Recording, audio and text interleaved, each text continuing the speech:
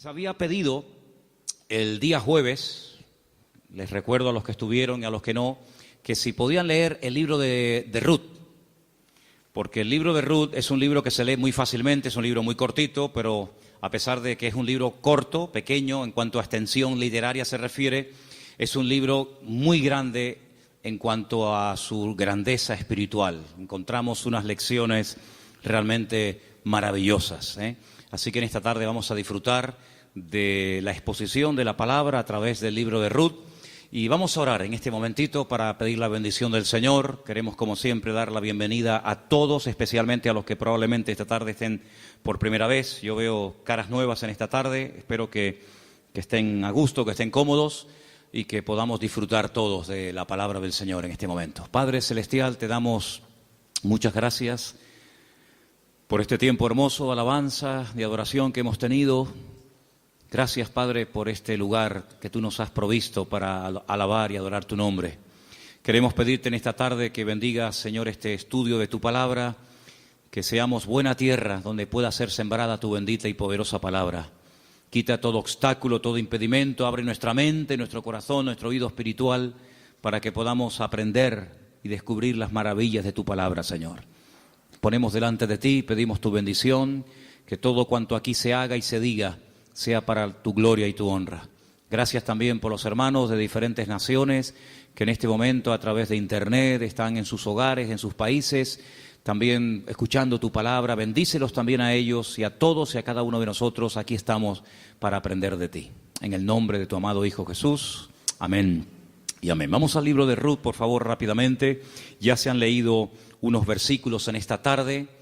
Para los que han leído el libro, saben perfectamente que es un libro que está a continuación de la historia de los jueces, lo cual no significa que ya la historia de los jueces pasó al pasado, a la historia, y comienza una etapa nueva, sino que la historia de la familia de Elimelech y su esposa, Noemí, y de sus hijos, se lleva a cabo durante el período de los jueces. La mayoría de los comentaristas dicen que pudo ser, por lo que a continuación les voy a leer, que lo que le ocurrió a Elimelech y a Noemí y a su familia fue probablemente durante el tiempo de Gedeón, el juez llamado Gedeón.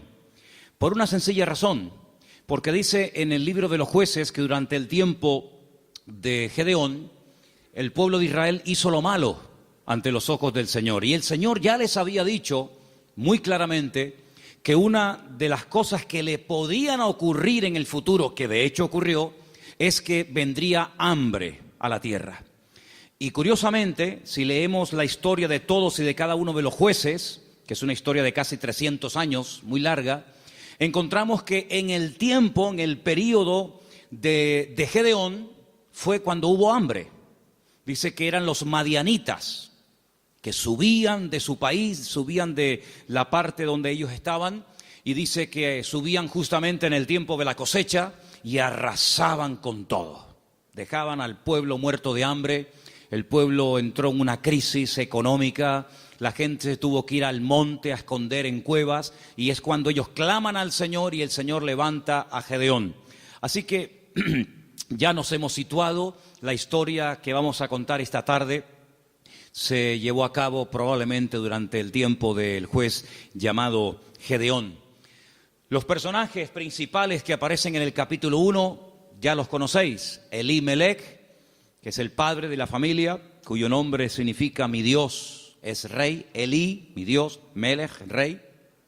El nombre de su esposa es Noemí, significa dulce, significa placentera. Tenía 2 hijos. El mayor se llamaba, como dice aquí, versículo 2 de Ruth capítulo 1, Malón y Kelión. Malón significa débil, enfermizo. Probablemente era un joven, un niño que desde pequeñito fue muy enfermito y los padres lo vieron así muy flaquito, muy raquítico y le pusieron este nombre que espero que no se le ocurra ponerle a ninguno de ustedes a sus hijos. ¿Cómo se llama el niño? Enfermito, debilucho. Y el otro no se queda atrás. El otro, Kelión, significa abatido o consumido. Dicho en términos modernos, el hecho polvo de la familia. ¿Qué familia? Bueno, ellos viven en una pequeña población llamada Bet-Lehem, cuyo nombre significa la casa del pan, en la provincia de Judea, el mismo pueblo donde tiempo más tarde nacería el rey David y donde mucho tiempo después nacería nada más y nada menos que el Mesías, el Señor Jesucristo. Ellos ven que el país está pasando por un momento terrible, diríamos hoy en día de paro, de crisis, de pobreza, de miseria, y deciden irse a vivir al extranjero, concretamente a Moab. ¿Qué país sería hoy en día Moab? Bueno, sería el territorio que ocupa Jordania, ¿vale? Hay muchos lugares desde Israel, estando uno viajando por la carretera de Israel, que lo que separa a Jordania de Israel es simplemente la frontera natural del río Jordán y la frontera natural del Mar Muerto. Si tú estás en Israel y ves perfectamente Jordania enfrente de ti. Bueno, pues a ese país llamado Moab, en aquel momento, es donde Elimelech dice, bueno, vámonos de aquí porque aquí nos vamos a morir de hambre, no hay trabajo, no, hay hambre, hay escasez, y se van a vivir a Moab. Los moabitas, como ustedes saben, es para situarnos un poquito, los moabitas eran descendientes de una de las hijas de Lot. Ustedes se acuerdan que cuando Sodoma y Gomorra fue destruida, las hijas de Lot pensaban que el único hombre que quedó vivo de toda la tierra era su padre. Y entonces ellas deciden emborrachar a su padre, mantienen relaciones con él, y de esa manera pues la raza humana no se extinguiría. Y entonces una queda embarazada, la mayor, su hijo lo llama Moab, de ahí vienen todos los moabitas, todos los que son hoy en día de Jordania, y también los amonitas, la otra hija. Eran idólatras. El dios principal que se adoraba en Moab era Quemos, una idolatría terrible, y a ese lugar, simplemente porque hay trabajo y simplemente porque hay comida, sin importarle el ambiente espiritual donde va a meter a su familia, allí se va Elimelech, el aventurero, y claro, con el paso del tiempo, lo que pareció o empezó muy bonito, termina en una auténtica tragedia. La Biblia nos enseña que el padre muere, Elimelech muere, no sabemos de qué. Noemí quedó viuda, pero tenía 2 hijos. Y los hijos eran los responsables de cuidar de sus padres cuando estos eran mayores o quedaban viudos. Pero con tan mala suerte, dirían algunos, que sus 2 hijos, da a entender el texto que murieron los 2 en el mismo tiempo, el mayor y el menor. Los judíos entienden que esto fue una especie de castigo o de consecuencia de haber depositado su confianza en los campos de Moab en vez de en el Dios vivo. Y es que yo creo que problemas vamos a tener siempre durante toda la vida. Ahí no está la cuestión. La pregunta es, ¿cómo vamos a reaccionar los creyentes cuando tengamos problemas? Porque cómo reacciona la gente del mundo, ya lo sabemos. Pero ¿cómo debe de reaccionar un hijo, una hija de Dios, una familia cristiana, creyente en el Señor, cuando vienen tiempos difíciles? De paro, de enfermedad, de muerte, de separaciones de los padres o problemas económicos. ¿Cómo vamos a reaccionar ante la adversidad? Bueno, no se le ocurrió otra cosa a Elimelech que decir, vámonos de aquí y nos vamos a Moab y empezamos de cero. Bueno, esos eran sus planes, pero dice la Biblia que a veces nuestros pensamientos no son los pensamientos de Dios. Y allí, de la noche a la mañana, hermanos, aquello que empezó tan bonito terminó siendo una auténtica tragedia. 3 viudas. Orfa, la que se casó con uno de los hijos de Elimelech y Noemí. Ruth, la otra que se casó con otro hijo. Y también Noemí. 3 mujeres solas ante el peligro. En aquella época no había pagas, ni había ayudas del gobierno, ni del Estado para mujeres viudas. Ya el Señor en su palabra, como vamos a ver en esta tarde, había organizado un sistema para ayudar a los más necesitados, a los colectivos más desfavorecidos, como eran las viudas, los huérfanos, también, como no, los extranjeros. Vamos a verlo dentro de un momento. Pero Noemí decide regresar. Ahora, si ustedes han leído detenidamente el libro, se van a dar cuenta que lo más probable es que las propiedades, sobre todo las tierras que eran en su día de Elimelec, él las tuvo que vender o hipotecar para poder marcharse con su familia al extranjero. Eso es algo que ha hecho muchísima gente que han venido de otras naciones. Tal vez en esta tarde hay alguien aquí entre nosotros que dice, pues eso es lo que yo he tenido que hacer. He tenido que hipotecar mi casa o pedir un préstamo a un banco o vender un terreno que yo tenía en Bolivia, en Argentina, en Ecuador, en Brasil o donde fuera para poder venir a España, a Europa y empezar una vida nueva. Evidentemente eso lo tuvieron que hacer ellas, porque después vamos a ver que efectivamente eso fue lo que pasó. Así que ya no tienen propiedades, ya no tiene marido, ya no tiene hijos y ahora no solamente está viuda, sino que ahora ya tiene unos cuantos años encima. Y el presente y el futuro es realmente terrible, terrible. Las dos nueras le dicen, no te preocupes, nosotras vamos a ir contigo, te vamos a apoyar, te vamos a sustentar. Pero hay un momento en el que Noemí se vuelve y les dice las siguientes palabras. Estamos en Ruth capítulo 1. Noemí le dice en el versículo 8 a sus dos nueras, andad, volveos cada uno a la casa de su madre. Que el Señor haga con vosotros misericordia, como la habéis hecho con los muertos, sí, con vuestros maridos y conmigo. Que el Señor os conceda hallar descanso, cada uno en la casa de su marido. Luego las besó y ellas alzaron la voz y lloraron. Realmente la tristeza, el desánimo, la depresión, la angustia, el miedo, se había apoderado de estas tres pobres mujeres. Y ellas le dijeron, versículo 10, ciertamente nosotras, fijaros tan plural, nosotras iremos contigo a tu pueblo. Verso 11, Noemí les respondió y les dijo, volveos, hijas mías, ¿para qué habéis de ir conmigo? ¿Tengo yo más hijos en el vientre que puedan ser vuestros maridos? Volveos, hijas mías, e idos, porque yo ya soy vieja para tener marido. Y aunque dijese, esperanza tengo, y esta noche estuviese con marido, y aún diese a luz hijos, ¿habíais vosotras de esperarlos hasta que fuesen grandes? ¿Habéis de quedaros sin casar por amor a ellos? No, hijas mías, que mayor amargura tengo yo que vosotras, pues la mano del Señor ha salido contra mí. Ellas alzaron su voz otra vez, lloraron, y Orfa besó a su suegra, mas Ruth se quedó con ellas.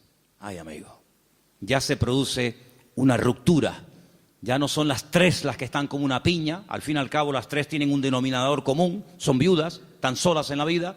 Sino que ahora dice la Biblia que una de ellas, Orfa, cuyo nombre significa terca o testaruda, toma una decisión.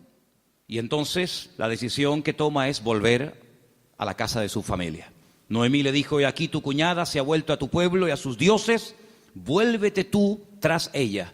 A mí me llama la atención que la Biblia destaca no solamente el hecho de que ella vuelve a su familia, lo cual en cierto sentido es lógico, ¿verdad? Y normal, sino que añade algo que es muy significativo. Dice, ella se ha vuelto a su casa, a la familia de sus padres y a sus dioses. Yo dije al principio en la introducción que en Moab no se adoraba al Dios de Abraham, de Isaac y de Jacob. No era al Dios vivo al que se adoraba. Eran idólatras. Adoraban como Dios principal a Quemos, seguramente a otros más, a Baal, a Astarot, y sabe Dios a quién más.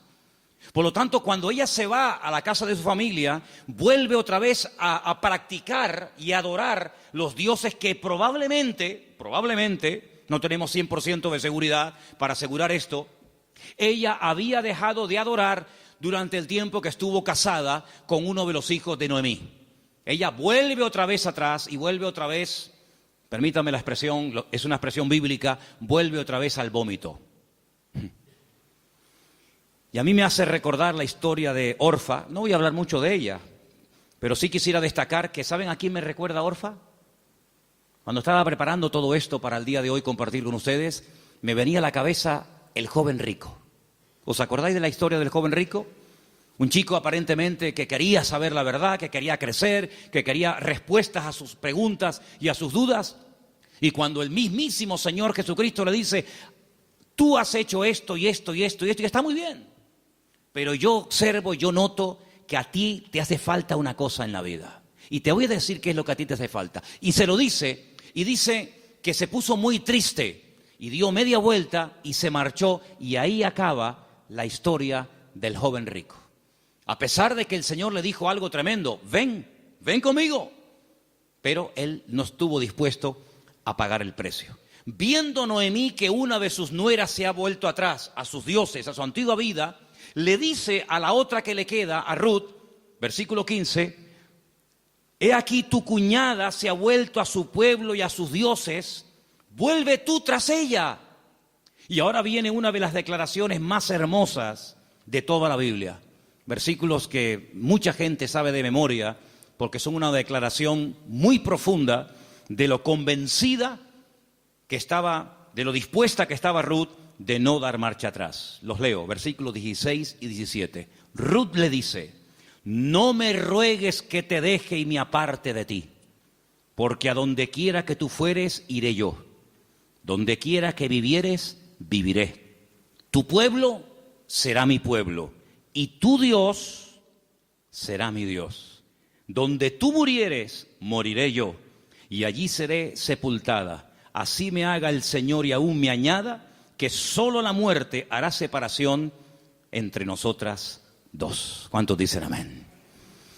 Y allí se van estas dos mujeres. Claro, lógicamente Noemí es mucho más mayor que Ruth, pero allí emprende una aventura rumbo a lo desconocido. Se va Ruth a un país que no conoce, solamente de oídas, donde las costumbres, la religión, por decirlo de alguna manera, las leyes son completamente diferentes a la cultura, al país en el cual ella ha vivido durante toda su vida. Pero allí se va dispuesta a adorar al Dios de Noemí. Podríamos decir, en términos que nos podamos entender en esta tarde, que Ruth verdaderamente lo que decide es convertirse, no solamente ayudar y no dejar abandonada a su suegra, sino convertirse al Dios de su suegra y lógicamente también de su marido y en su momento de su suegro. Tu pueblo será mi pueblo, tu Dios será mi Dios. El Dios monoteísta, el Dios que no acepta que se adore a otros dioses aparte de Él, sino que, como dice en su palabra, al Señor tu Dios adorarás y a Él solo servirás. ¿Cuántos dicen amén? Allí se va Ruth rumbo a lo desconocido. Y saben, hermanos, hay un capítulo en la Biblia, que es el famoso capítulo de la mujer virtuosa de Proverbios, que si no me equivoco creo que es el capítulo 31, el último capítulo del libro de Proverbios, que se llama La mujer virtuosa, Eshet Hayil. Y Ruth es la única mujer en todo el Antiguo Testamento que recibe el título de Eshet Hayil, que significa mujer virtuosa. Es decir, que cuando leas el capítulo 31 de Proverbios y que te habla de la mujer virtuosa, tú dices, bueno, ¿y quién es una mujer virtuosa? ¿A quién puedo ver como punto de referencia en la historia de la Biblia para saber a lo que se refiere el Señor? Ahí la encuentras en el libro de Ruth. Una mujer sacrificada, trabajadora, fiel, que es capaz de renunciar a todo a cambio de nada, aparentemente. Una mujer que incluso está dispuesta a morir en tierra ajena. Y fíjate que me llamó la atención que José, que estaba muriendo fuera de su tierra, estaba muriendo en Egipto, antes de morir dice que él dio orden de que, como él sabía y anticipa proféticamente la liberación de la esclavitud de Egipto, él da orden para que sus huesos se los lleven con ellos cuando salgan milagrosamente de Egipto. Y dice la Biblia que lo hicieron así, y durante 40 años, hermanos, los israelitas estuvieron dando vueltas y vueltas en el desierto, cargando los huesos de José hasta que llegan a Canaán y logran darle una digna sepultura. Sin embargo, Ruth no dice, cuando yo muera, por favor, lleven mi cuerpo, lleven mis huesos a Moab, sino que ella dice, donde a ti te entierren, que me entierren a mí ahí también al lado tuyo.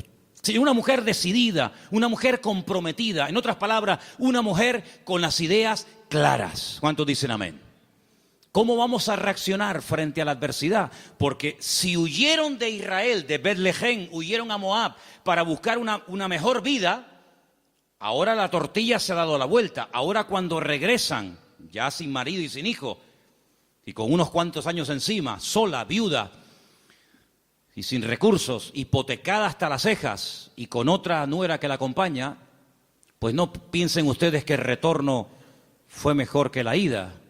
Es más, dice la Biblia que cuando las vieron entrar por el pueblo de Betlehem, toda la ciudad se echó a la calle diciendo, madre mía, podríamos utilizar el refrán popular nuestro que dice, ¿quién te ha visto y quién te ve?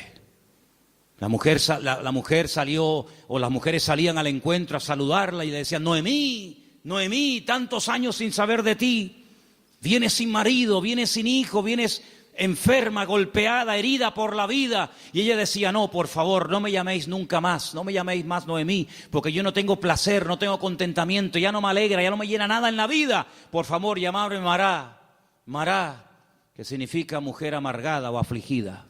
¿Qué te parece? Y ahora uno dice, bueno, ¿y ahora qué? ¿Ahora qué?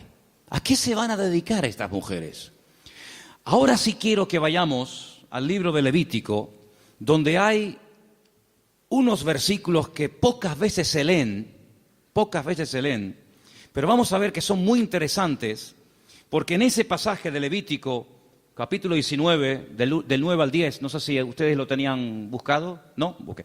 Capítulo 19 de Levítico, vamos a leer una ley que solamente existía en el pueblo de Israel en aquel tiempo, y es una ley tan extraordinaria, tan increíble, que fue lo que ayudó en cierto sentido a restaurar la vida de Ruth y de Noemí en aquel nuevo país para ella. Levítico capítulo 19, versículos 9 y 10, el Señor dice en su palabra, cuando ciegues la mies de tu tierra, no segarás hasta el último rincón de ella, ni espigarás tu tierra segada. No rebuscarás tu viña, ni recogerás el fruto caído de tu viña. Para el pobre y para el extranjero lo dejarás, dice el Señor. ¿Qué es lo que hacía la gente? Cuando iba a coger la cosecha, arrasaban con todo. Y si se caía un racimo de uvas, o se caía una espiga de trigo, o de cebada, o de lo que fuera, daban marcha atrás y lo recogían. Y si alguien se metía en aquel campo después del tiempo de la siega, estaba pelado, no había nada. Sin embargo, el Señor dice, ustedes van a ser diferentes. Esto es una ley donde el Señor muestra su amor y su compasión por el pobre, por el huérfano, por la viuda, por el extranjero, por el que no tiene prácticamente ningún recurso para buscarse la vida, como el caso de Ruth y de Noemí. Ustedes cuando vayan a segar, no sean avariciosos, no quieran acapararlo todo. Oye, si se cae una espiga, déjala. Si hay un rinconcito que no quieres, digamos, cosecharlo, meter la hoz, déjalo ahí en un rinconcito, para que cuando ustedes terminen, pues puedan entrar los que no tienen tierra, los que no tienen trabajo, las viudas, los extranjeros, los pobres, los huérfanos, y puedan de alguna manera conseguir algo para llevarse a la boca. Y eso es lo que utiliza Ruth.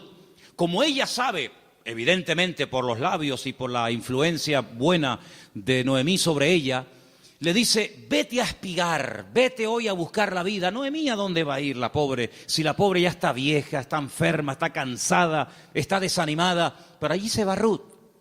Y si ustedes han leído el libro, dice que se va antes de la salida del sol y cuando llega la noche aún está espigando en el campo.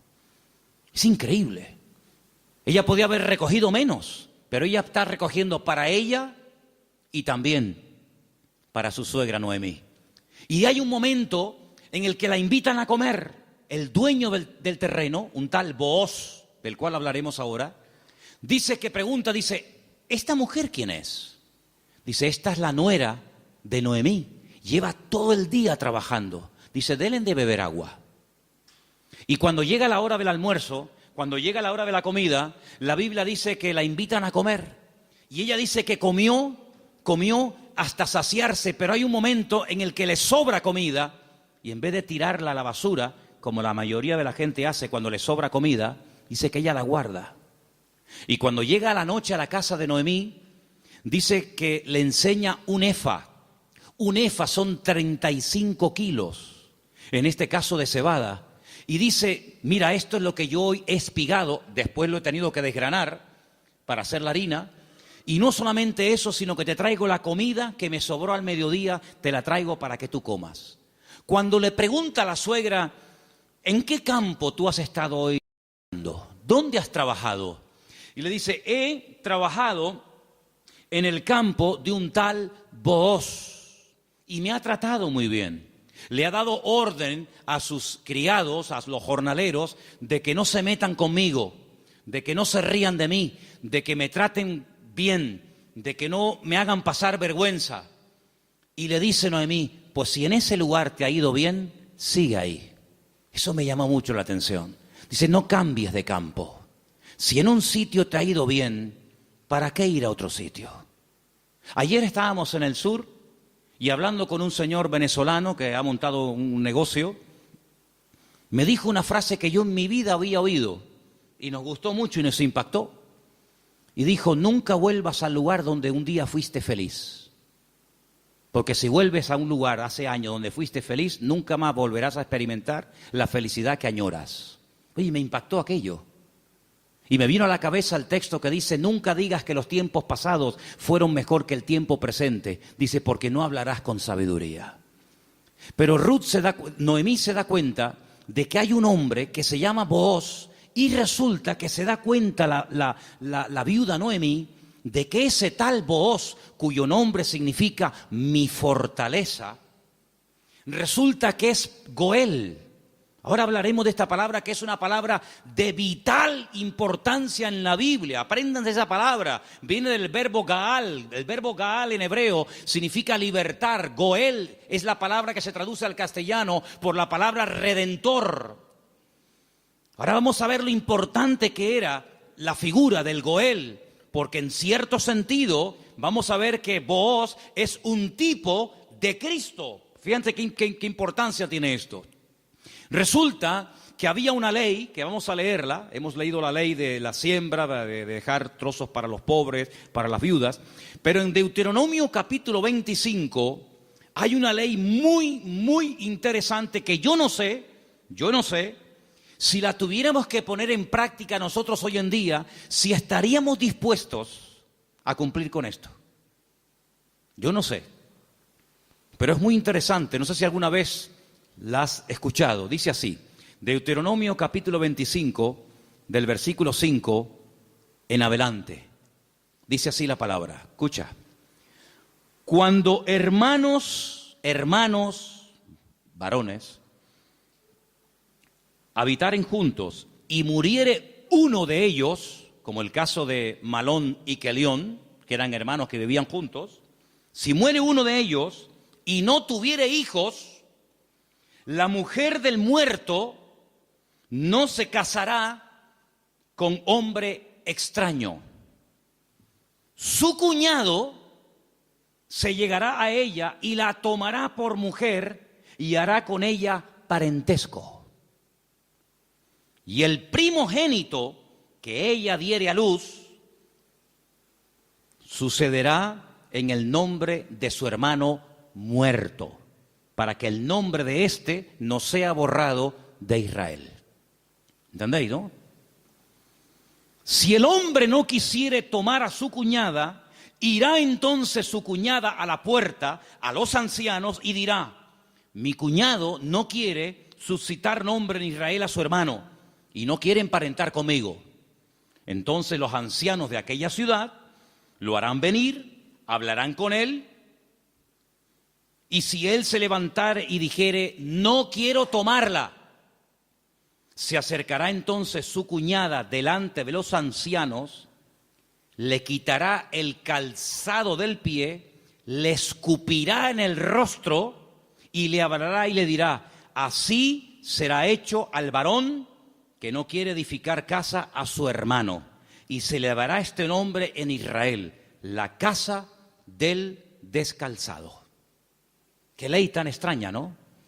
Dos hermanos y uno de ellos muere sin haber tenido hijos, y para que no se olvide o para que no se quede su nombre borrado en la historia, el hermano vivo, que es el Goel, el Redentor, tenía que casarse con la viuda, y el primer hijo que naciera de esa relación es como si fuera hijo del hermano difunto, para que de esa manera se perpetuara su nombre y para que de esa manera las herencias y las tierras no se diluyeran en el espacio y en el tiempo. Y esto es lo que le ocurre a Ruth. Ruth resulta que se casó con un judío, con un hombre de Belén de Judea, pero ella no tuvo hijos con él. Su hermano, es decir, su cuñado, también murió. Por lo tanto, no hay posibilidad de redimirla. Pero cuando llegan a Israel, la familia de Elimelech, la familia de su marido, pues siguen viviendo allí. Y hay un pariente cercano al cual Booz le dice: oye, a ti te corresponde el derecho de casarte con Ruth. A ti te corresponde el derecho de pagar todas las deudas de Ruth.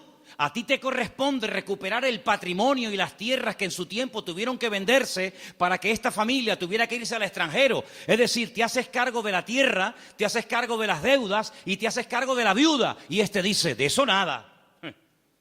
De eso nada. Pagar yo deudas que no son mías y casarme yo con una mujer que a mí ni me va ni me viene.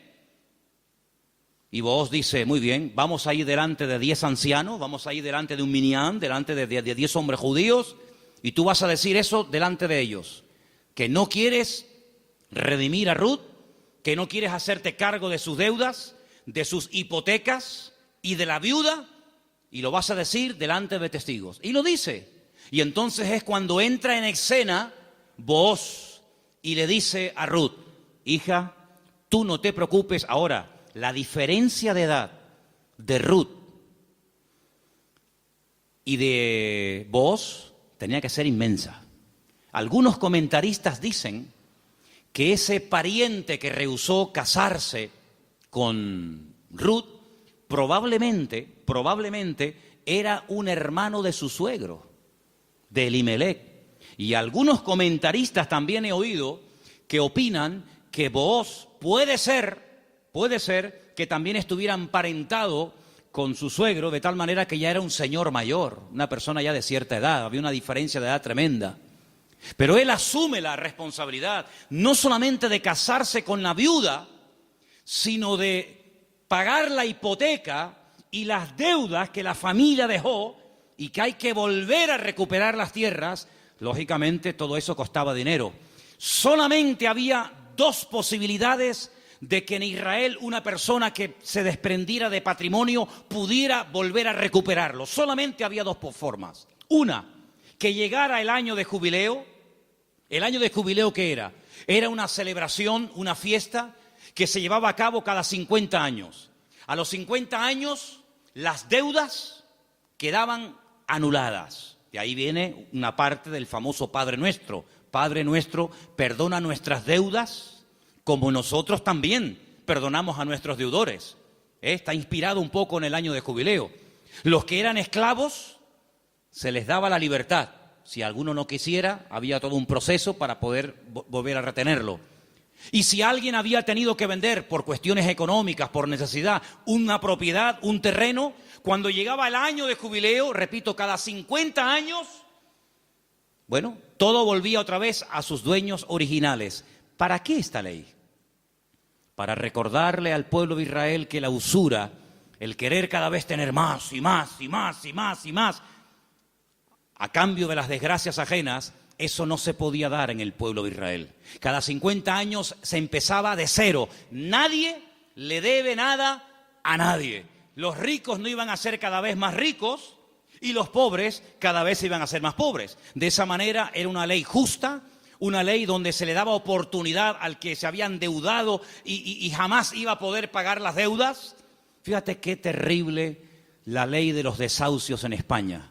600.000 familias, 600.000 familias, multiplica por 3 o 4 miembros cada familia, estamos hablando ya de millones de personas, tuvieron que dejar la casa que no podían pagar, los padres en algunos trancarle la nómina y un alto porcentaje se lo quitaron, es decir, un sistema faraónico donde te ofrecían todo los bancos a cambio de nada, y te llamaban y te ofrecían todo llamándote a tu casa, y una vez que te tienen en su territorio, te aprieta el nudo, amigo, y de aquí no sales nunca. El sistema del faraón en los tiempos modernos. En vez de faraón, llámalo como quieras. Sin embargo, Dios en su palabra jamás iba a permitir que su pueblo cada vez fuera de mal en peor, endeudándose de tal manera que al final era imposible hacer frente a semejantes deudas. Y una cosa también muy importante, aunque no es el tema a tratar, entre hermanos no se podían dar préstamos con intereses. Ustedes saben que hay personas que están pagando muchos años y todavía la deuda no se ha pagado. Lo que están pagando es simplemente parte de los intereses, porque son tan elevados que por una regla de 3, cuanto más pagas, más debes. ¿Cómo se come eso, hermano? Así que la única forma de recuperar una tierra que se había vendido era llegar al año de jubileo. Pero ¿quién le aseguraba al que había vendido una propiedad, ponte que tuviera 40 o 50 años, que iba a durar otros 50 años para recuperar la tierra? Era prácticamente imposible, impensable, pero luego había otra forma. Era otra forma, pero claro, ahí había que tener mucho amor y mucha compasión. Y era decir, no es mi deuda, entre comillas, no es mi problema, pero yo voy a redimirte, yo voy a ser tu Goel, yo voy a asumir cuánto debes. Pues mira, tuve que vender la casa, tuve que hipotecarla, tuve que vender el terreno, tuve que hipotecar los animales. En algunos casos tuve que vender a mis hijos como esclavos a trabajar a jornal durante un tiempo. Yo me hago cargo de todas tus deudas y encima me caso contigo, levantamos descendencia y empezamos una vida nueva. ¿Cuántos dicen amén? Bueno, hermano, eso fue lo que hizo el Señor Jesucristo por todos y cada uno de nosotros, ¿sí o no? Cuando vinimos al Señor, la inmensa mayoría de los que estamos aquí y muchos de nosotros, ¿cómo vinimos al Señor? ¿En nuestro mejor momento? Yo pienso que la mayoría de los que nos hemos convertido al Señor, cuando vinimos a los pies de Cristo, vinimos en nuestro peor momento. Algunos desanimados, otros enfermos, otros enganchados, otros esclavos de no sé qué y de no sé cuánto. Pero el Señor Jesucristo dijo, a ver, ustedes tienen una deuda tremenda. Y una deuda no con un banco, no con una financiera. Ustedes tienen una deuda conmigo. Y es una deuda que no se puede pagar con trabajo, ni con dinero, ni con lágrimas, ni con sudor. Es una deuda que solamente se puede pagar con sangre. Pero no cualquier sangre, sino con la sangre preciosa de Jesucristo. Y vuestra miseria, vuestra hipoteca, vuestra crisis material y espiritual, yo me hago cargo de ella. Y yo os compro a precio de sangre. Y por eso podemos leer en Primera de Pedro unos versículos tremendos, donde basados en la ley del Goel, el que redimía al que estaba destruido, Pedro dice, tenéis que saber, hermanos queridos, Primera de Pedro 1:18, que habéis sido rescatados. Eso fue lo que hizo Booz por Ruth, rescatarla, redimirla. Vosotros fuisteis rescatados de vuestra vana manera de vivir, la cual recibisteis de vuestros padres. No con cosas corruptibles como oro o con plata, sino con la sangre preciosa de Cristo, como de un cordero sin mancha y sin contaminación, ya destinado desde antes de la fundación del mundo.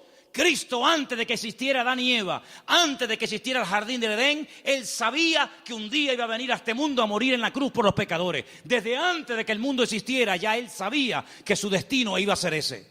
Desde antes de la fundación del mundo, pero manifestado en los postreros tiempos por amor de vosotros. Y mediante Él, ¿cuál creéis en Dios? Quien le resucitó de los muertos y le ha dado gloria, para que vuestra fe y esperanza sean en Dios. ¿Cuántos dicen amén? Este Booz es un hombre tremendo. Es un hombre que dice, bueno, yo soy rico, tengo tierras, tengo de todo. ¿Qué necesidad tengo yo de meterme ahora, permítame, en estos líos? Asumir deudas que yo no contraje. Si Elimelech hipotecó sus tierras y tuvo que vender sus casas, ¿a mí qué me importa? Diría alguno.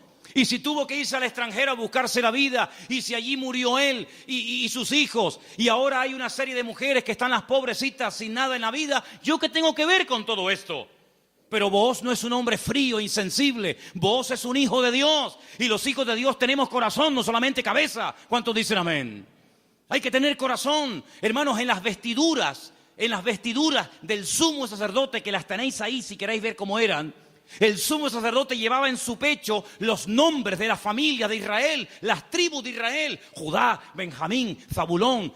Y el sumo sacerdote decía, pero si yo no soy de la tribu de Judá, ¿yo para qué tengo que llevar el nombre de una familia que no es la mía? ¿Por qué tengo yo que llevar en mi pecho el nombre de la tribu de Zabulón? Si yo soy levita.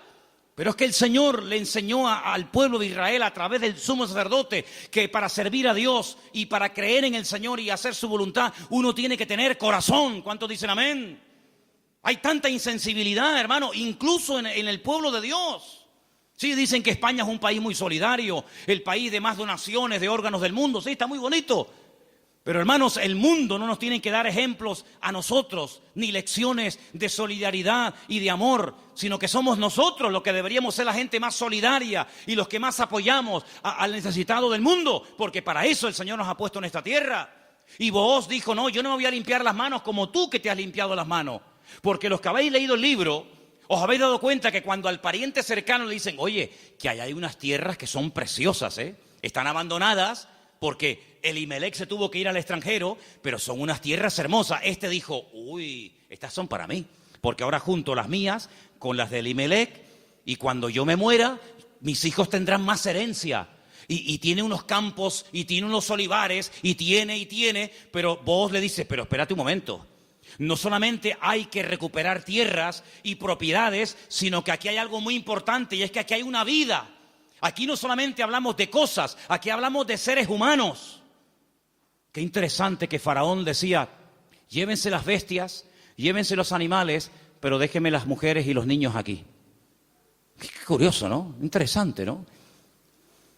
Y Booz dijo, no, si tú no quieres hacerte cargo de esta situación y no quieres coger todo el paquete, sino lo que te interesa, y renuncias, entonces yo hago acto de presencia. Y ahí entra Booz en escena, y dice la Biblia que se casan, y desde el momento en el que Ruth entra en contacto con Booz, su vida cambió radicalmente. Pero yo pregunto, ¿y este hombre tan bueno, tan solidario, con un corazón de oro, que sin comérselo ni bebérselo, se encuentra de la noche a la mañana teniendo que asumir una responsabilidad tremenda de atender a una viuda, con lo que eso conlleva, de atender también a una suegra que no era la suya, pero que viene en el paquete también incluida, de tierras, de hipoteca? Este pedazo de hombre, ¿de dónde salió? Algunas hermanas solteras que están orando para tener un compañero, un varón en la vida, dice, pero Señor, súpleme un Booz. ¿Dónde están esos hombres?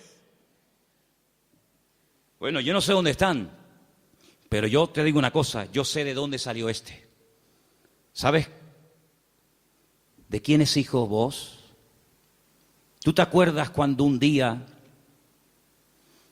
el general Josué le dice a dos de sus soldados, vamos a entrar a Canaán, cosa que Moisés no logró hacer? A nosotros nos corresponde ahora entrar y tomar posesión de la tierra. Pero antes de entrar, vamos a hacer algo. Voy a mandar a 2 espías, no exploradores como los que mandó Moisés, que fueron unos inútiles, sino 2 espías. 2 hombres que entren secretamente y cuando vengan nos digan qué estrategia tenemos que emplear para atacar este pedazo de ciudad con doble muro, cerrada, imposible de conquistar. Y ahí se van estos 2 hombres. Y van y se quedan en una casa de prostitución. Y algunos dirán, ¿y cómo 2 hombres del pueblo de Israel se van a semejante lugar? Bueno, no es que fueron a pecar, sino que era el lugar donde 2 extranjeros pasarían desapercibidos perfectamente, porque por allí entraban y salían muchos.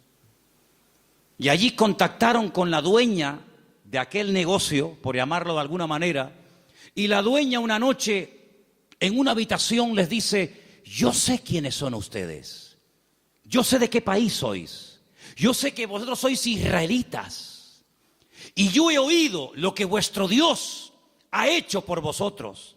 Yo he oído que ustedes salieron de un país llamado Egipto y cuando llegaron a la frontera natural del Mar Rojo que no podían avanzar y el faraón venía detrás, ustedes clamaron al Señor y el Señor les abrió el Mar Rojo y ustedes pasaron por en medio de él.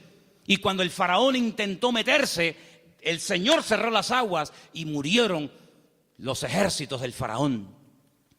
Y ustedes entraron por el desierto y hemos oído lo que el Señor ha hecho por vosotros. Y por eso la ciudad está muerta de miedo y ha desfallecido nuestro corazón. Yo suplico, yo ruego por amor de vuestro Dios, que cuando entréis y toméis posesión de la tierra, porque sabemos, y dice así, sabemos que Jericó va a ser tomada y conquistada por vosotros, que tengáis misericordia de mí y de mi familia. Y estos hombres se quedan sorprendidos porque esta mujer está contando las noticias de hace 40 años. ¿Tú te acuerdas de lo que leíste en el periódico hace 40 años? Bueno, algunos dirán, pero si yo no tengo más que 25. ¿Pero alguien se acuerda aquí de lo que leyó en un periódico hace 40 años? Ella lo tenía fresco en su mente. Vienen a por nosotros, nuestros días están contados. Esta tierra no nos pertenece. Vienen los hijos de Dios, viene el Dios de Abraham, de Isaac y de Jacob. Tengo que tomar medidas preventivas, tengo que salvar mi vida y la de mi familia. Y los espías le dicen, vamos a hacer algo. Si tú no te chivas, si tú no dices que hemos estado aquí, si tú no vas ahora con el cuento al capitán de la guardia o al rey de Jericó, sino que tú mantienes el secreto. Y el día que nosotros entremos en la ciudad, tú estás dentro de la casa con toda la familia que quiere ser salva, nosotros te protegeremos a ti y a toda tu familia. Y como va a ser esto algo tremendo, porque aquí va a haber una conmoción, un terremoto, esto va a ser un cataclismo terrible, y una ciudad tan enorme, para saber diferenciarla de tantas casas, coge este trapo de color rojo, lo amarras ahí por fuera de la ventana. Yo le diré a los soldados cuando entren a tomar posesión de Jericó, que donde hay un trapo rojo colgado ahí en la ventana, ahí no entren, que esa es la casa de Rahab, la ramera. Y dice la Biblia que ella vivía entre un trozo del muro y el otro, entre muro y muro. Toda la ciudad cayó. No cayeron los muros de Jericó, hermano, ¿sí o no? Cayeron los muros de Jericó, pero la casa de Rahab no cayó. Pero no estaba en el muro. Pero el que confía en el Señor verá cómo caen a su lado 1000 y 10.000 a su día. Mas a ti no llegará, dice la Biblia. Toda la ciudad cayó, hermano, como añicos. Pero la casa de Rahab se quedó ahí. Y ella se va a vivir con su familia al pueblo de Israel. Y se casa, dice la tradición, con uno de aquellos espías que se llamaba Salmón. No es que se casó con un pescado. Se casó con un señor que se llamaba Salmón. Y queda embarazada. Y cuando da a luz, nace nada más y nada menos que un hijo que le pusieron Booz. Ay, amigo, así que Booz era el hijo de Rahab, la de Jericó. Sí, amigo. ¿Qué te parece? ¿Cómo una persona puede cambiar la vida cuando pone su mirada y su confianza en las manos del Señor? De ser una mujer como era en Jericó, a lo que llegó a ser cuando lees el árbol genealógico, los antepasados de Cristo, en Mateo capítulo 1, te encuentras que en el árbol genealógico de nuestro Señor Jesucristo aparece nada más y nada menos que Rahab, aquella mujer salvada milagrosamente de la destrucción de la ciudad de Jericó. Es que en el libro de Ruth hay algo que predomina, hay un hilo conductor que lo encuentras por todas partes, y es que nuestro Dios es un Dios que es un especialista en restaurar vidas destrozadas. ¿Cuántos dicen amén? No solamente es un Dios que echa fuera demonios y un Señor que levanta al caído y un Dios que sana a los enfermos y que salva a los pecadores, sino que es un Dios que le encanta restaurar vidas destrozadas, y cuanto más difícil, mejor lo hace. ¿Cuántos dicen amén? Dile al que está a tu lado, nuestro Dios es un Dios que restaura las vidas. ¡Aleluya! Nuestro Dios restaura las vidas. ¡Aleluya! Vos, el Goel, el Redentor, asume sus responsabilidades, sabe que el primer hijo va a ser considerado no como suyo, sino como hijo del difunto, del marido de Ruth, pero no le importa, porque él no se quiere llevar la gloria en ningún momento, sino que él quiere hacer la voluntad del Señor, aunque el precio a pagar sea ese. Y por querer preservar el nombre, la memoria, el recuerdo del primer marido de Ruth, este hombre pasa a la historia por ser un gran hombre de Dios. ¿Te das cuenta? Lo que uno siembra es lo que uno cosecha. ¿Cuántos dicen amén?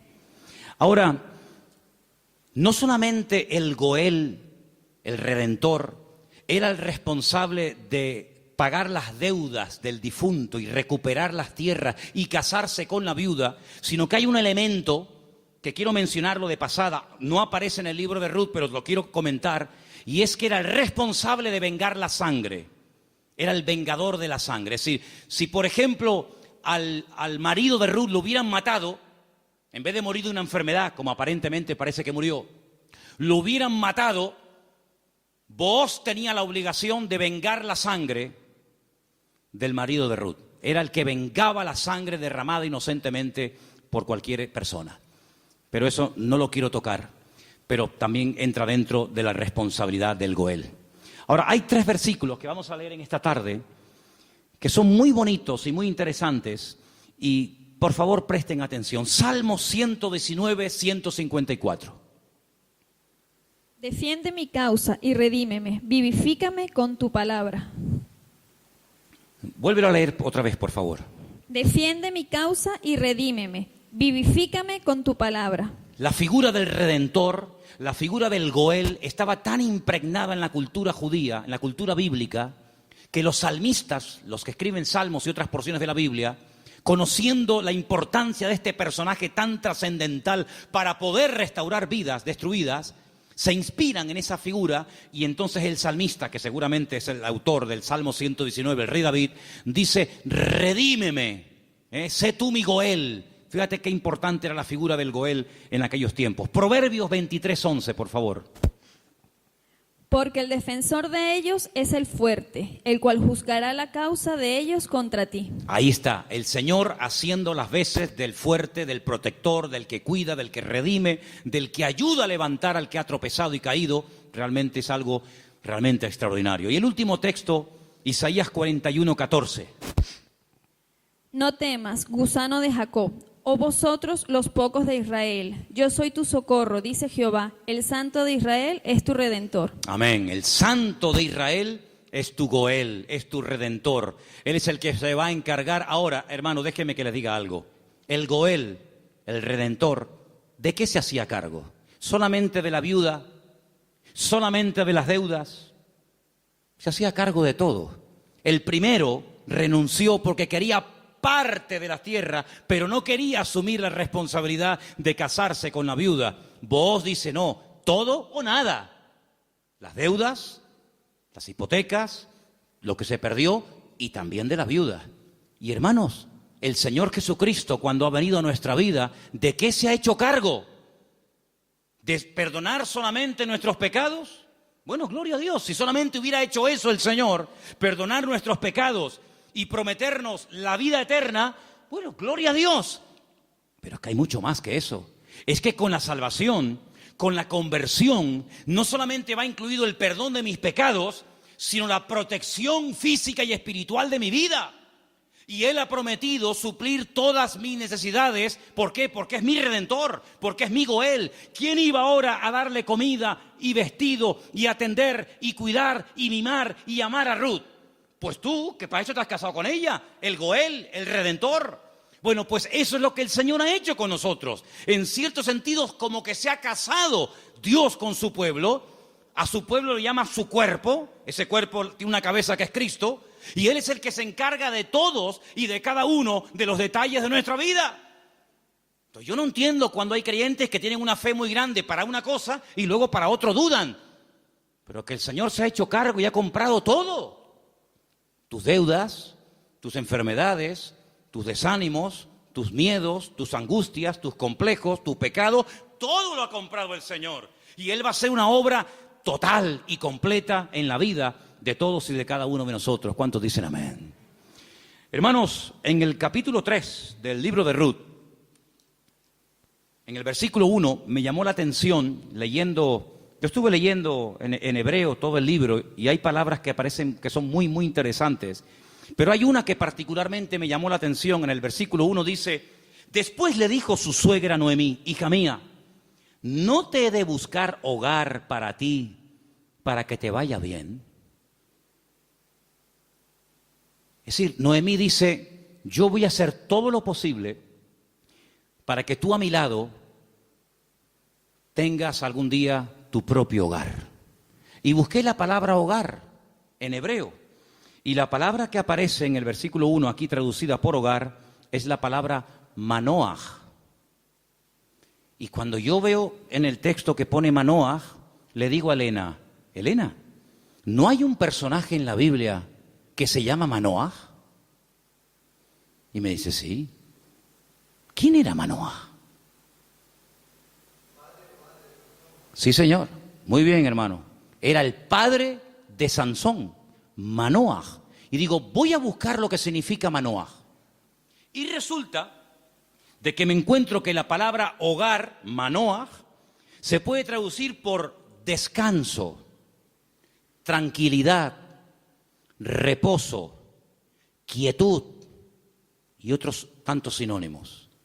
Y me pongo a buscar versículos en la Biblia, solamente vamos a leer 2. Me pongo a buscar versículos en la Biblia donde aparece la palabra Manoaj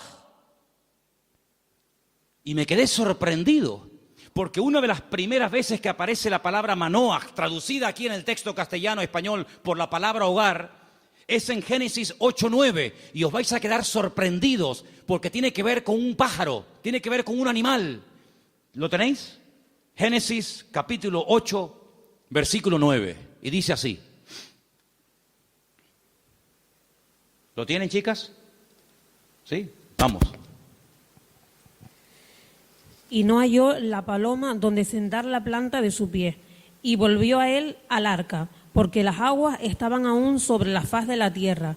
Entonces él extendió su mano y tomándola, la hizo entrar consigo en el arca. Noé no podía consultar el parte meteorológico, no tenía ordenador dentro del arca, no tenía WhatsApp y decir: oye, por ahí donde tú vives. Bueno, es que no podía decir eso, porque es que no había nadie con vida fuera del arca. ¿Y cómo consulto? ¿Cómo me atrevo yo a abrir la puerta del arca y si se me entra el agua adentro? Llevaba un año dentro de aquel barco. ¿Salgo o no salgo? Es que antes de salir hay que tomar medidas preventivas. No te tires a la piscina si no hay agua. No, hermano, eso es fe. No, eso es locura. Eso no es fe. Usted va a la piscina y está vacía. Pues, hermano, el justo por la fe vivirá. Y yo le diría: descanse en paz, hermano. ¡Pum! Ahí se quedó el hermano. Uy, le falló la fe. No, le falló la cabeza. Eso no es fe. Eso es un disparate. La fe no es locura. La fe es certeza. Es convicción. No es disparate, ni locura, ni emoción, ni sentimiento. Es seguridad de que lo que voy a hacer, mi Dios me ha dicho que lo haga. Ahora, una cosa es que el Señor me diga: tírate a la piscina, pero no hay agua. Si tú me lo dices, yo me tiro. Pero si tú no me lo dices, yo no me tiro ni loco. ¿Cuántos dicen amén? Muy bien. Noé dice: la única forma de comprobar es mandando una paloma. Y dice que abrió la ventana, la única ventana que había en el arca, suelta la paloma, y dice que la paloma no halló lugar donde reposar. Claro, estaba todo anegado en agua. Todavía no había bajado el nivel de las aguas. Y ahí aparece la palabra Manoaj. No había reposo. No había un lugar donde poder decir: bueno, aquí me quedo y aquí crío mis polluelos y aquí me hago mi palomar y no sé qué, no sé cuánto. No había. ¿Por qué? Porque las circunstancias todavía no estaban preparadas para salir del arca. Y otro versículo muy conocido, que ustedes se lo saben de memoria, donde aparece la palabra Manoaj, es en el Salmo 23, versículo 2. Leamos, si queréis, el 1 y el 2. Salmo 23, 1 y 2, que se lo saben de memoria, ¿sí o no? Que dice, vamos, dale. Jehová es mi pastor, nada me faltará. En lugares de delicados pastos me hará descansar. Junto a aguas de reposo me pastoreará. Junto a aguas de reposo, allí donde hay calma, donde hay quietud, allí me pastoreará el Señor. Una de las características del Señor es que lo que hace el Señor trae al corazón reposo, tranquilidad, paz. ¿Cuántos dicen amén? Donde hay paz está el Señor. Donde no hay paz, dudo mucho de que el Señor esté. El apóstol Pablo le decía a los corintios: lo que yo les he enseñado es para poner orden en la iglesia, porque esto me lo dijo el Señor que compartiera. Porque en nuestras iglesias lo que caracteriza a nuestras congregaciones es el orden. Pero si alguien quiere ser contencioso, allá él. Por lo tanto, hermanos, lo que Noemí le está diciendo a su nuera, Ruth, es que el anhelo de su corazón es que Ruth logre tener algún día un reposo, que logre tener un sitio de tranquilidad donde sea feliz. Y por eso se traduce por la palabra hogar. Y yo pregunto una cosa: ¿y tu hogar cómo está esta noche? ¿Tu hogar es un lugar de reposo? ¿Tu hogar es un lugar de calma y de quietud y de paz? Porque si no lo es, la culpa no la tiene Pedro Sánchez, que dimitió ayer. ¿O también se la vamos a echar a él? La culpa no es de la izquierda ni de la derecha. Cuando no hay shalom bay, como dicen los judíos, cuando no hay paz en el hogar, ¿quién tiene la culpa? La cabeza.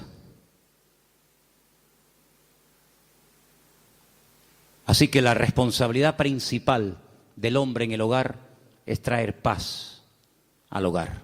Y si no la hay, ya sabes lo que tienes que hacer. Entra en tu aposento y tu Padre que te ve en lo secreto te recompensará en público. Si no tienes recompensa en público, es porque hace mucho tiempo que no estás en lo secreto, en lo escondido con Dios.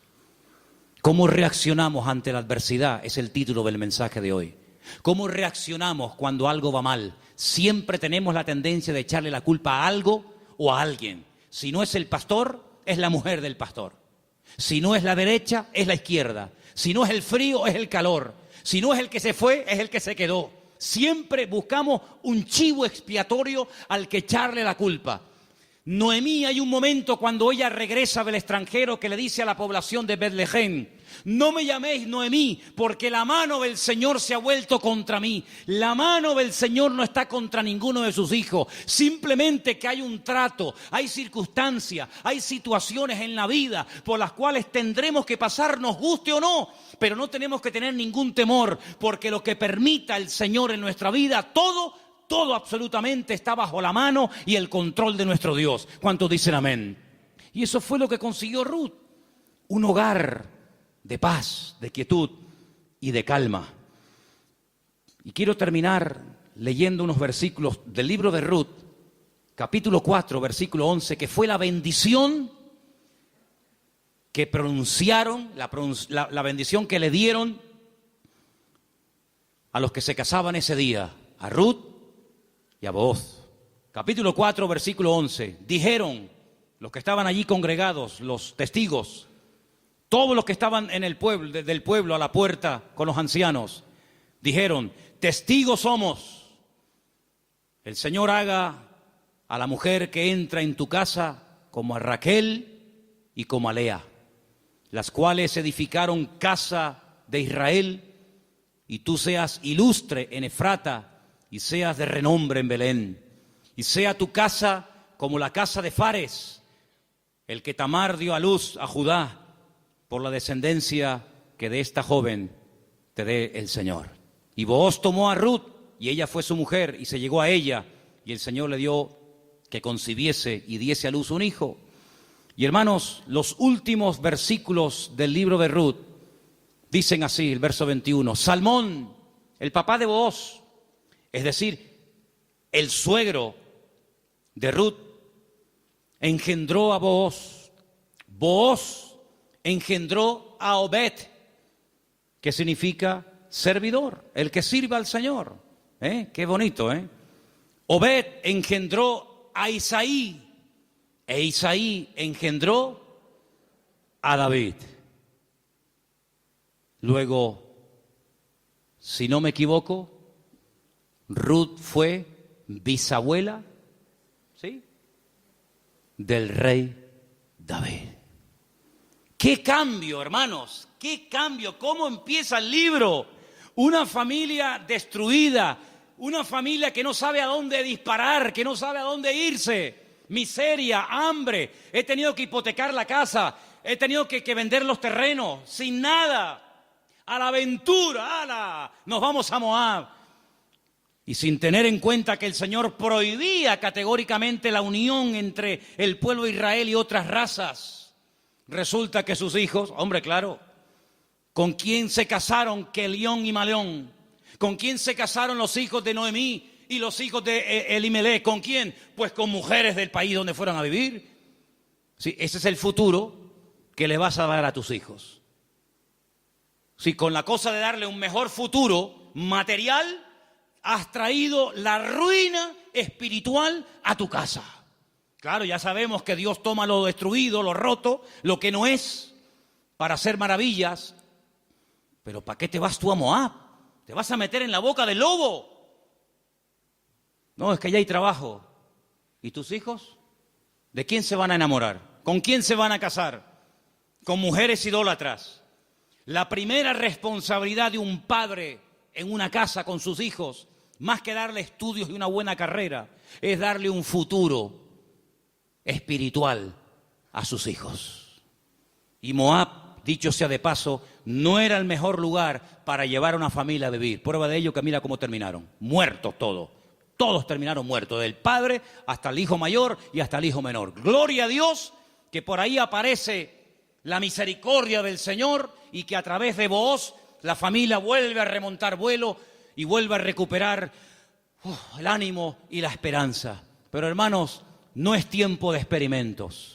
No es tiempo de será por aquí, será por allá, será esto. Vamos a descubrir los principios establecidos por el Señor en su palabra. La vida de un cristiano no es un laboratorio donde hacemos experimentos. Será esta, será aquella, será fulano, será mengano. Vamos a orar seriamente al Señor. Encomienda al Señor tu camino. Confía en Él y Él hará. Aleluya. Y no te impacientes por motivo del que prospera en su camino, porque pronto serán cortados y como la hierba verde se secarán, dice la palabra. En otras palabras, aprendamos a esperar en Dios. Mira, consiguió más, mucho más, en poco tiempo Ruth y Noemí, en la tierra donde el Señor estaba, que todos los años que Elimelech se pagó en el extranjero, que no le sirvieron absolutamente para nada. La respuesta no estaba en Moab, la respuesta estaba en Belén, más cerca de ellos de lo que se imaginaban. Y yo solamente quiero decirte algo. ¿De dónde viene el Señor Jesucristo? Los antepasados de Cristo, ¿quiénes son? ¿No son Obed? ¿No es Booz? ¿No es Rahab? ¿No es Ruth? ¿No es el rey David? ¿No es la tribu de Judá? ¡Claro que lo es! Luego, fíjate tú cuando una persona hace, como dice la Escritura, las cosas decentemente y con orden, las bendiciones que a corto y a largo plazo pueden llover y caerle a la vida de esa persona. Por lo tanto, hermano, no te precipites. Espera en el Señor, porque el libro de Ruth es muy pequeñito, 4 capítulos, pero es tan grande en lecciones. Y sobre todo, júntate con el que te puede edificar. Pégate como una lapa. Ustedes saben lo que es una lapa, ¿verdad? Pégate como una lapa a la persona que te puede bendecir. Le dice, y termino, Noemí a Ruth, no te separes de vos.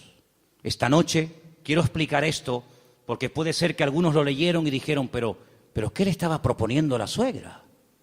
Dice, esta noche vístete bien, úngete, ponte tus mejores vestidos, lávate, averigua dónde está durmiendo Booz, en la era, tú vete a la era. Cuando él esté dormido, tú te pones a sus pies. Y uno está diciendo, pero bueno, ¿qué le está proponiendo Noemí? Era la forma de la época de recordarle al Goel, oye, hey, que estoy aquí, por si no te has dado cuenta. Dice que ella se acurruca a los pies de Booz y a medianoche, cuando seguramente Booz toca el cuerpo de Ruth, se asusta y dice, ¿pero tú quién eres? No le pudo encender la luz, era todo oscuro y dice, yo soy Ruth la Moabita. Te recuerdo que tú eres el Goel, extiéndeme tu manto. Y entonces ahí es donde él se da cuenta de que en la vida no solamente es tener tierras y criados, sino que hay una responsabilidad muy cerca de ti, la cual tienes que asumir. Y entonces, hermanos, cuando Noemí se entera de todo esto, le dice, tú confía porque este hombre no dejará pasar mucho tiempo hasta que arregle este asunto. ¿No lo habéis leído en el libro esta semana? Tú ahora confía, tú ya has hecho tu parte. Claro, tú no puedes ir sucia a la presencia de Booz. Cuando tú vas a presentarte ante la presencia del Señor, tienes que lavarte. Lo que hacía el sumo sacerdote, lavarse afuera en el lavacro, las manos, los pies, el cuerpo, para luego entrar a la presencia del Señor. Tú haces exactamente lo mismo que hacía el sacerdote, pero tú lávate. ¿Por qué? Porque si tú vas oliendo mal y quieres conquistar y quieres llamar la atención a Booz, sí, se la vas a llamar, pero se la vas a llamar mal. Vas a decir, oye Ruth, ¿no te podrías lavar un poquito, por favor? Vístete bien, arréglate. Haz tu parte y tú tranquila, tú ya has hecho lo tuyo. Yo te aseguro de que este hombre no dejará pasar mucho tiempo hasta que este tema sea solucionado. Hermanos, si esa era la confianza que tenía Noemí en Booz, al ser un hombre de Dios, que al percatarse, al estar informado de una situación que solamente él podía solucionar, ¿cuánto más nuestro Padre Celestial nos dará las cosas que nosotros pedimos y pedimos con fe si sabemos esperar en Él? No dejará pasar mucho tiempo el Señor hasta decir, yo asumo mis responsabilidades y mi responsabilidad es ser tu pastor, proveer tus necesidades, cuidarte y protegerte todos los días de tu vida. Si Booz se encargó de Ruth, ¿cómo no se va a encargar nuestro Goel, nuestro Redentor, nuestro Rey de Reyes y Señor de Señores, de tus hijos, de tu esposa, de tu trabajo, de tu salud, de tu familia, cuando Él es el Señor Todopoderoso que todo lo sabe, todo lo conoce y ni siquiera hemos abierto la boca y ya el Señor sabe lo que mi vida necesita? Por lo tanto, ese fuerte aplauso a nuestro Goel, a nuestro Redentor, a Él la gloria. Él cuida de mi vida, aleluya. Fuerte ese aplauso al Señor. Él cuida de nuestra vida, hermanos. Amén. Amén. Amén. Amén. Amén. Amén. Aleluya. Cierra tus ojos, hermano. La paloma volvió por la tarde, después de dar vueltas y vueltas y vueltas y no encontrar un lugar donde poder posarse y descansar. Noé entendió que aún no era el tiempo. Pero ¿sabes qué? Ya nosotros no vamos a dar vueltas y vueltas y vueltas buscando, como dijo Pedro, ¿a dónde vamos a ir si solamente tú tienes palabras de vida? Aleluya. La búsqueda ya se detuvo hace tiempo, cuando nos dimos cuenta de que bebiendo de los pozos de esta vida siempre volvíamos otra vez a tener sed, hasta que probamos el agua viva de nuestro Dios. El que bebe de este agua volverá a tener sed, pero el que bebe de mí nunca más volverá a tener sed. Bendito sea tu nombre, Señor.